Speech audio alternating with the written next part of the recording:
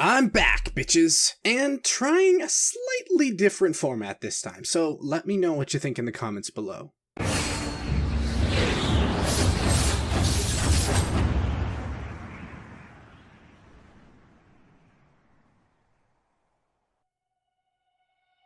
Abdo, or Dopa, is a moron. Now, when I say moron, I don't literally mean Abdo is stupid.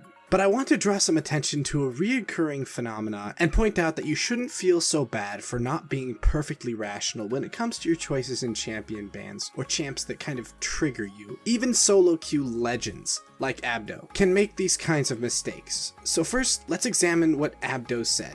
Now, a couple of months ago, you may recall this Reddit post being released. And we're going to break down some portions of this Reddit post and just draw attention to one important part. And that is, quoting here, "Bullshit aside, Yasuo is a broken champion. People say he's a high skill cap champion, but the secret with Yasuo is knowing how to control yourself while playing such an overpowered champion. Yasuo's weaknesses come from the fact that he's too strong. His laning phase is so strong that after the laning phase, people do not know how to keep calm and throw the game." Well, awesome, Elsewhere. I suppose you plan on somehow refuting this. Except one thing, why should we trust you over Abdo, someone who's arguably a pro?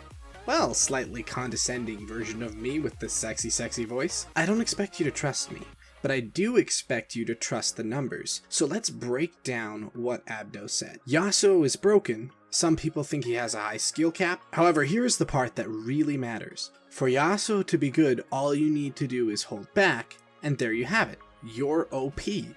Well, what does that mean? It means that the power to win is in Yasuo's hands, and based on the player's skill. It means playing Yasuo takes away your opponent's agency. Not only is this statement moronic, but it scoffs in the face of Abdo's own skill, and here is why. If the only factor that truly matters for winning a game was the player's skill, then his win rate would unconditionally rise as the elo rises, because the skill of the other players doesn't matter. The only thing that matters is the skill of the player playing Yasuo. So let's check Yasuo's win rate right now in bronze. We've got 50.8%.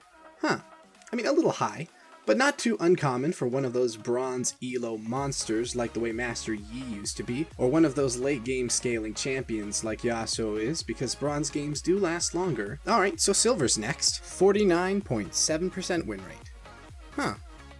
Okay, well, let's check gold. 48.8% win rate?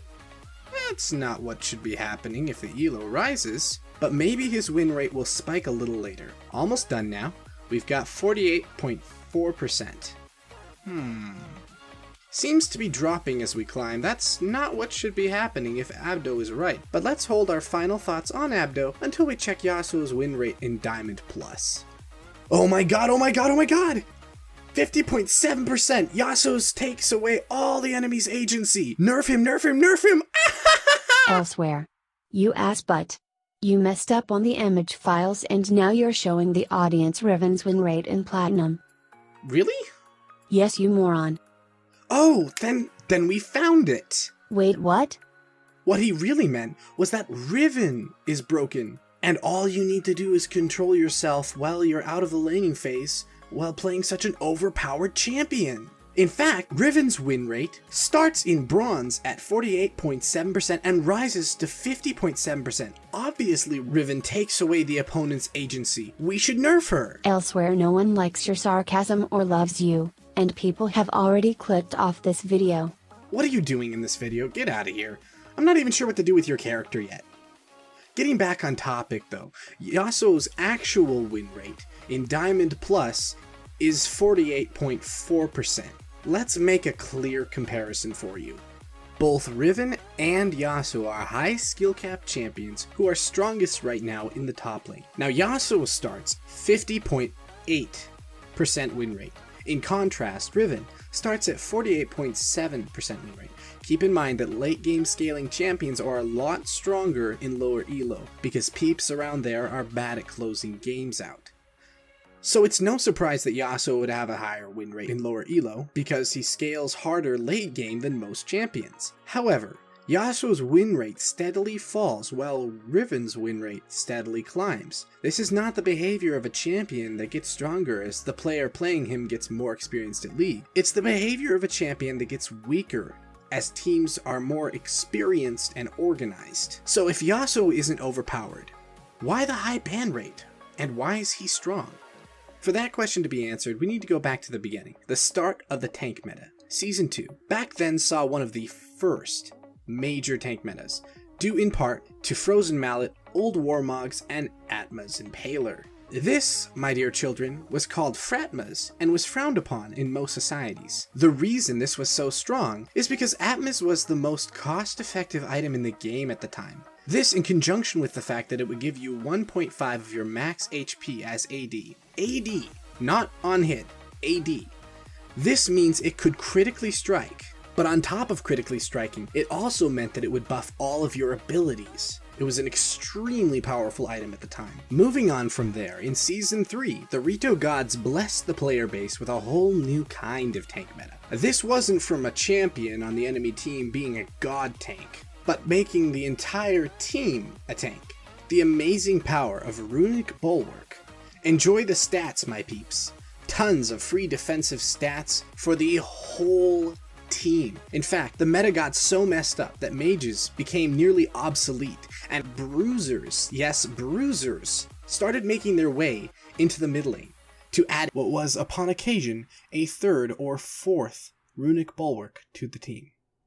And because the item was so gold efficient, that offered the entire team too much value, too many stats. The end result was an entire team with way too many tank stats, and it made teamfights extremely long. This takes us to Season 5, and Cinderhulk, the gift that kept on giving all season long. The item would give you 25% of your total health pool as bonus health, which means that a team would have one mega tank that simply would not die. It nearly forced every other kind of jungler out of the meta. And now we come to Season 6. So just in case you haven't caught on, a tank meta occurs when tanks either get too much damage or go mega and have way too many stats. So what made tanks so strong in Season 6?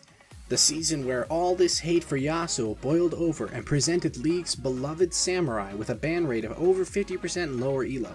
This season saw buffs to Sunfire Cape and Iceborne Gauntlet, which gave tanks more wave clear than some mages and a lot more damage than normal. Now this comes to what made Yasuo so good, Trinity Force. Before patch 6.11, Trinity Force granted 20% crit chance. Afterwards, it was given 25% attack speed, bringing its total up to 40% attack speed, and the crit was removed entirely. This made it a lot weaker on damage carries, and moved it more to bruisers and tanks. That's because crit is a scaling stat, so a single critical strike isn't going to hit very hard or reliably, but if you build multiple crit items, you'll get a lot more damage and the crits will stack. That's why ADCs are usually a lot stronger late game than they are early game, barring some outliers of course. So the whole time Trinity Force was never being used to its full potential. Given that its stats were so divided between scaling damage, something carries would want, and base stats, something that tanks would want. Now, the extra attack speed helped Yasuo stack Fervor of Battle extra fast, which was a little OP at the time. But that, on top of Berserker's Greaves, was more than enough attack speed not only to max his Q, but to stack Fervor of Battle extremely fast. Now, even after the attack speed nerfs and removing the armor pen from tank Yasuo by forcing the armor pen on Yasuo's ulti to only activate on critical strikes, Riot still plans on nerfing Yasuo further instead of addressing the real problem, the items he's been abusing. Now those right now are Frozen Mallet and Phantom Dancer. Frozen Mallet for obvious reasons. The ability to stick to a target is extremely valuable, and when that's on someone as mobile as Yasuo, it causes extra problems because it makes it impossible for anyone to kite him. Now, Phantom Dancer is a problem for a slightly different reason. The dueling potential it offers is extremely strong, and on Yasuo it's even more powerful because Yasuo already excels at dueling. On top of that, the 15% extra attack speed it offers when compared to other Zeal items is a problem as well, because it discourages item diversity for Yasuo's. This forces Yasuo to buy Phantom Dancer every single time. That on top of Frozen Mallet makes him stronger than he should be. Now I want to be clear, Yasuo is not broken.